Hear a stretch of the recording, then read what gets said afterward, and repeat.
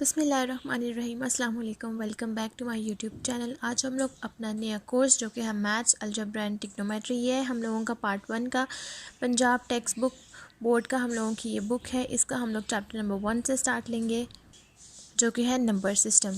तो हम लोग अपनी वीडियो को स्टार्ट करते हैं। वीडियो स्टार्ट करने से पहले अगर आपने मेरे चैनल को सब्सक्राइब नहीं किया हुआ तो मेरे चैनल को सब्सक्राइब कर दें और साथ बने बेल आइकन को भी प्रेस कर दें ताकि आपको मेरे आने वाली वीडियोस की नोटिफिकेशन सबसे पहले मिलती रहे। तो चलिए आज की वीडियो को स्टार्ट करते हैं। चैप्टर नंबर 1 नंबर सिस्टम में सबसे पहले हम लोगों के पास कुछ इंपॉर्टेंट सेट्स ऑफ नंबर्स हैं जिनको हमें समझना बहुत ज़रूरी है। अगर हमें ये स्टेप्स हमें समझ आ जाएंगे तो हमें पता लग जाएगा कि हमने कौन कौन सी चीज़ें कब कब यूज़ करनी है और इन चीज़ों का मतलब क्या है। तो सबसे पहला हम लोगों के पास पॉइंट है, नंबर सिस्टम में हम लोग एक वर्ड यूज़ करते हैं जो कि है कैपिटल W। कैपिटल W किसको रिप्रेजेंट करता है? वो सेट्स जिसमें होल नंबर आएंगे। और सेट्स किस फॉर्म में होते हैं? वो नंबर्स जो कि इस ब्रैकेट में आए कर्ली ब्रैकेट्स में, इसको हम कहते हैं सेट्स। और ये हम लोग इन्वर्टेड कोमास में लिखते हैं। हम लोगों के पास W है, होल नंबर्स वो हैं जो 0 1 2 सो ऑन टू जितने मर्जी नंबर हों सो ऑन टू n तक आपके पास ये जाते हैं। जितने भी नंबर्स आपने लेने हैं ये होल नंबर्स उसको कहते हैं जो 0 से स्टार्ट होते हैं। उसके बाद हम लोगों के पास सेकेंड चीज़ है जी हम किसको कहते हैं? Set of all integers. वो नंबर वो सेट्स जो कि हम लोगों के पास इंटीजर्स हों। इंटीजर्स नंबर्स को हम लोग जी से डिफ़ाइन करते हैं, जी से रिप्रेजेंट करते हैं। और वो नंबर्स कौन से हैं? सबसे पहले तो आएगा 0, उसके बाद +-1। इस +-1 का मतलब है वो नंबर जो +1 भी हो और -1 भी हो, ठीक है। उसके बाद है +-2 +-3 सो ऑन, जहाँ तक आपके पास नंबर्स चल रहे हैं। उसके बाद हम लोगों के पास आता है क्यू रिप्रेजेंट करता है उन सेट्स को जो कि हो रैशनल नंबर। अब रैशनल नंबर कौन सी फॉर्म होती है हम लोगों के पास? वो नंबर जो कि हम लोगों के पास P/Q यानी कि इस फॉर्म में लिखे जा सके।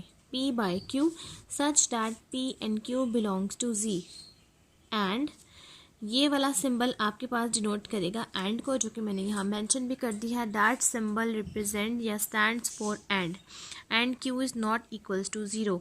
वो नंबर P और Q के जो कि इंटीजर्स नंबर्स को फॉलो कर रहे हों वो आपके पास P/Q कहलाते हैं।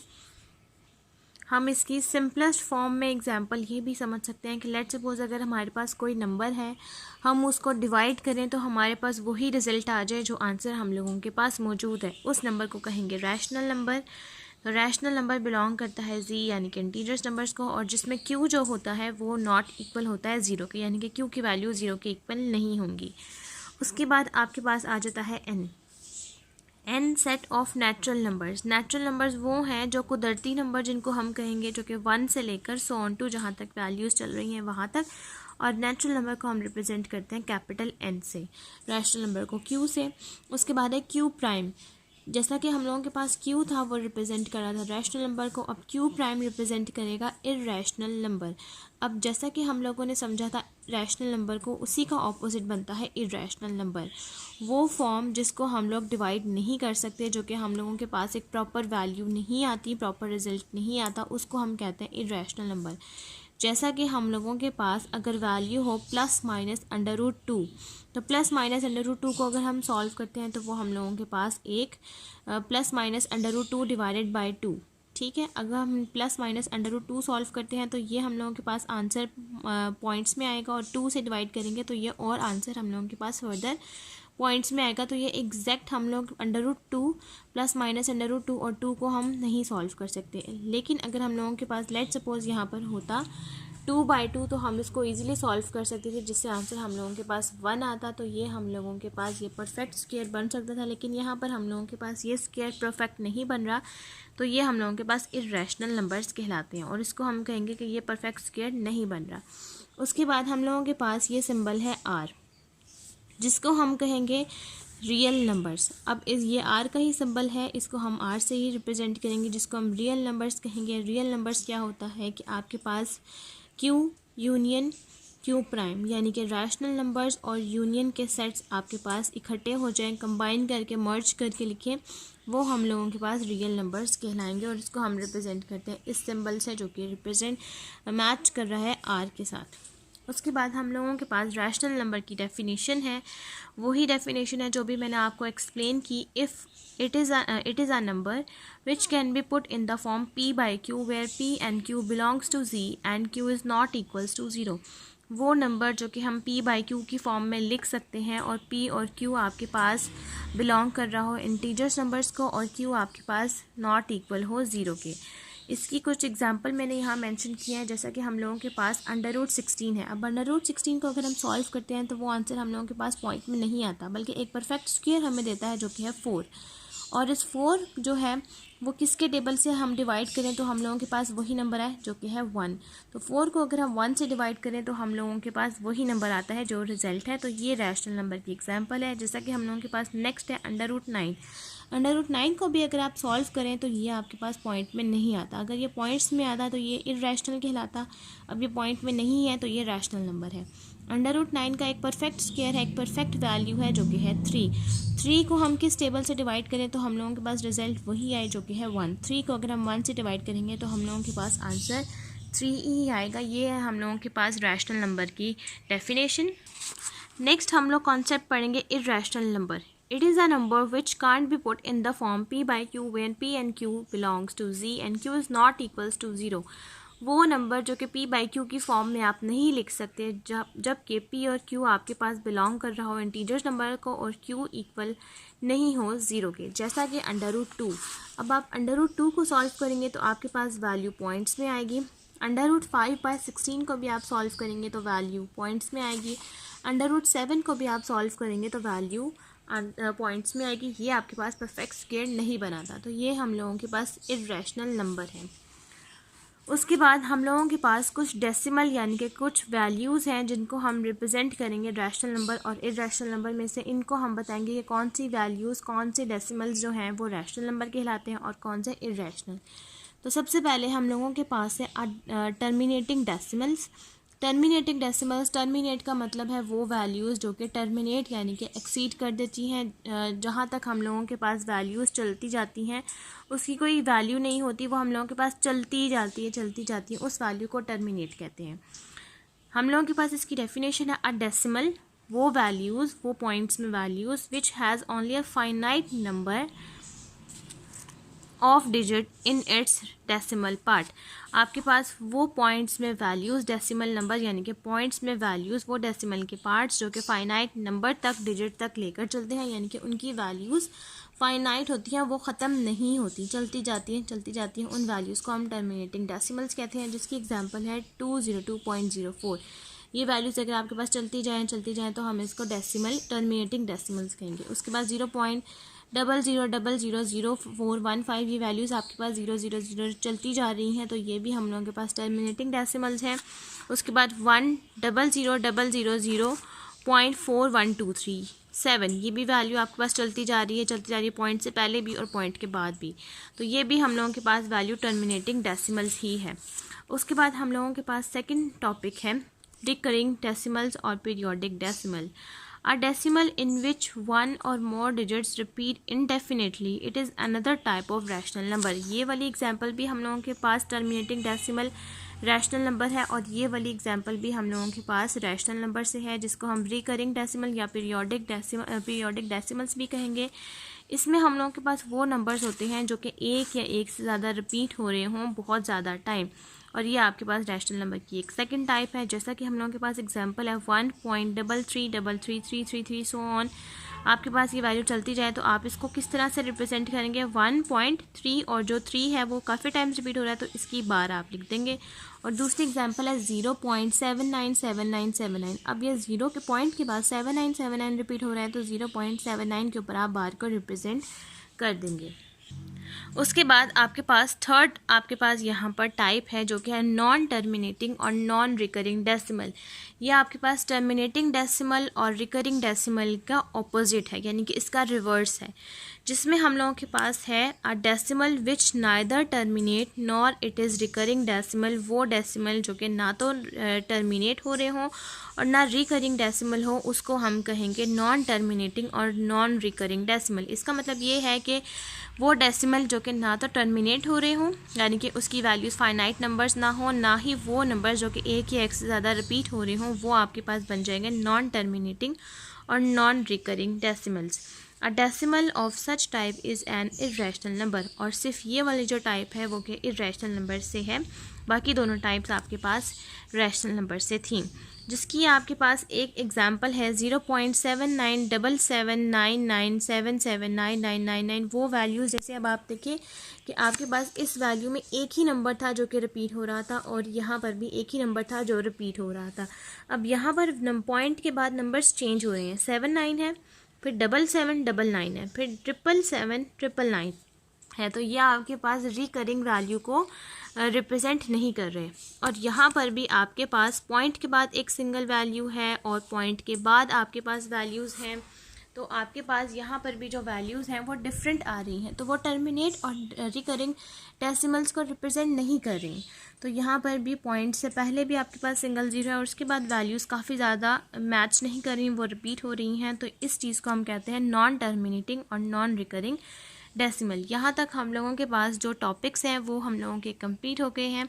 अब हम लोग इसी टॉपिक से रिलेटेड एग्जाम्पल नंबर 1 को स्टार्ट करते हैं, ताकि हम लोगों को ये पूरा टॉपिक अच्छे तरीके से समझ आ सके। एग्जाम्पल नंबर 1 का सबसे पहले हम लोगों के पास फर्स्ट पॉइंट है जो कि है 0.25, यानी कि 0.25 जो है वो आपके पास इक्वल है 25/100। तो क्या ये रैशनल नंबर है, और अगर ये रैशनल नंबर है तो ये कौन सी फॉर्म है? तो सबसे पहले हम लोगों ने ये देखना है कि हम लोगों के पास रैशनल नंबर में 2 फॉर्म्स आ रही हैं। नंबर 1 हम लोगों के पास आ रही है टर्मिनेटिंग, और सेकंड है रिकरिंग या फिर पीरियोडिक डेसिमल। तो हम लोगों ने देखना है कि ये कौन सी फॉर्म से है।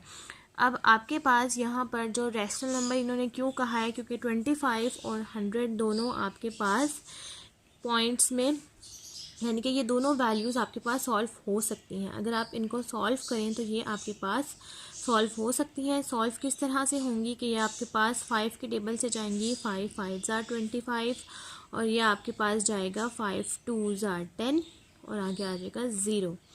उसके बाद भी ये सॉल्व हो सकती है, 5 1 ज़ा 5, और उसके बाद आ जाएगा 4। तो 1/4 डैट इज़ 0.25, इसलिए इन्होंने यहाँ पर 0.25 को 25/100 की फॉर्म में लिखा हुआ है। अब हम लोगों के पास यह एग्जैक्ट एक नंबर आ रहा है, ऐसा तो नहीं है कि हम लोगों के पास ये रिकरिंग की तरह के फाइनाइट नंबर्स एक ही दफ़ा चल रहे हैं। ये आपके पास एक फाइनाइट नंबर, यानी कि एक एग्जैक्ट नंबर आ रहा है पॉइंट के बाद, तो हम इसको कहेंगे कि ये हम लोगों के पास है टर्मिनेटिंग डेसिमल। हम यहाँ लिख देंगे कि ये है टर्मिनेटिंग डेसिमल, जो कि रैशनल नंबर से बिलोंग कर रही है। उसके बाद हम लोगों के पास सेकंड टाइप है जो कि है 0.333, जो कि इक्वल है 1/3 के, यानी कि 1/3 को अगर आप डिवाइड करें तो आपके पास 0.33333 आता जाता है। जितने टाइम्स आप यहाँ पर लिखेंगे वो मैं आपको लिख के भी दिखा देती हूँ।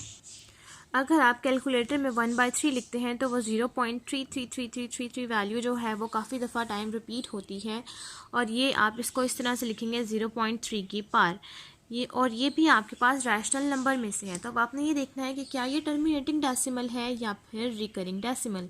अब इन दोनों में से कोई एक ही केस है, तो ये आपके पास टर्मिनेटिंग डेसिमल नहीं है, जबकि आपके पास पॉइंट के बाद जो वैल्यू है वो इनडेफिनेट टाइम तक रिपीट हो रही है, तो ये आपके पास रिकरिंग डेसिमल है। आप यहाँ पर लिख देंगे कि ये आपके पास रिकरिंग डेसिमल है। उसके बाद आपके पास थर्ड कैटेगरी है जो कि है 2.3 की पार, यानी कि 3 की आप इसको प्राइम भी कह सकते हैं या बार भी कह सकते हैं, जो कि 2.333333 है, और ये भी आपके पास रैशनल नंबर है। तो ये वाला केस भी आपके पास इसी तरह से ही है। अब ये आपके पास रैशनल नंबर है, तो ये भी आपके पास अगेन रिकरिंग डेसिमल ही बन जाएगा। इसको भी आप लिखेंगे रिकरिंग डेसिमल, जो कि आपके पास रैशनल नंबर का पार्ट है। उसके बाद नंबर 4 है 0.1428571428755 सो ऑन, आपके पास इक्वल है 1/7 के। Is equals to 1/7 is a rational number. अगर लेट्स सपोज हम लोग 1/7 को डिवाइड करते हैं तो हम लोगों के पास टोटल ओवरऑल हम लोगों के पास ये वैल्यू आती है। यही वैल्यू मैंने यहाँ पर लिखी है जो कि है हम लोगों के पास रैशनल नंबर। तो ये रैशनल नंबर की हमारे पास कौन सी टाइप है, टर्मिनेटिंग डेसिमल या फिर रिकरिंग डेसिमल। अब हम लोगों के पास ये जो वैल्यू है ये पॉइंट के बाद रैशनल नंबर तो है। अब टर्मिनेट का मतलब है कि हम लोगों के पास कोई भी फाइनाइट नंबर आ जाएगा। तो हाँ, यहाँ पर हम लोगों के पास फाइनाइट नंबर नहीं आ रहे, काफ़ी आगे तक वैल्यूज़ नंबर चल रहे हैं। जबकि मैंने आपको बताया था कि रिकरिंग में पॉइंट के बाद आपके पास वैल्यू चलती जाती हैं, चलती जाती हैं, चलती जाती हैं। तो यहाँ पर भी पॉइंट के बाद वैल्यूज़ आपके पास चलती जा रही हैं। तो ये रैशनल नंबर की हमारे पास अगेन टाइप है रिकरिंग डेसिमल। तो हम लोग यहाँ पर लिख देंगे कि ये हम लोगों के पास है रिकरिंग डेसिमल की टाइप। उसके बाद हम लोगों के पास फिफ्थ नंबर है 0.01 001 0001 4 times 0 00001 and so on is an irrational number. अब हम लोगों के पास ये कौन सी टाइप है, कौन सा डेसिमल नंबर है इरेशनल का। अब हम लोगों के पास इरेशनल का तो एक ही था, नॉन टर्मिनेटिंग और नॉन रिकरिंग डेसिमल। लेकिन अब हम लोगों ने इसको समझना भी है कि ये कैसे नॉन टर्मिनेटिंग और नॉन रिकरिंग है, क्योंकि यहाँ पर जो मैंने आपको फॉर्म बताई है कि आपके पास पॉइंट के बाद 797799 वही वाले नंबर जो हैं वो सेकंड, थर्ड और फोर्थ टाइम रिपीट होते जाते हैं। जैसा कि यहाँ पर 01 है तो वो अगली दफ़ा हो गया 001, फिर 3 टाइम 0 और 1, फिर 4 टाइम 0 और 1। तो ये हम लोगों के पास इरेशनल का है नॉन टर्मिनेटिंग और नॉन रिकरिंग डेसिमल।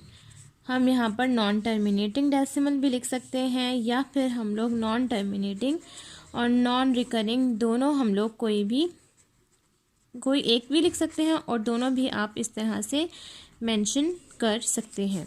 उसके बाद हम लोगों के पास 6 पॉइंट है 214.12 1122 111 222 1122 2222 इज़ एन इरेशनल नंबर।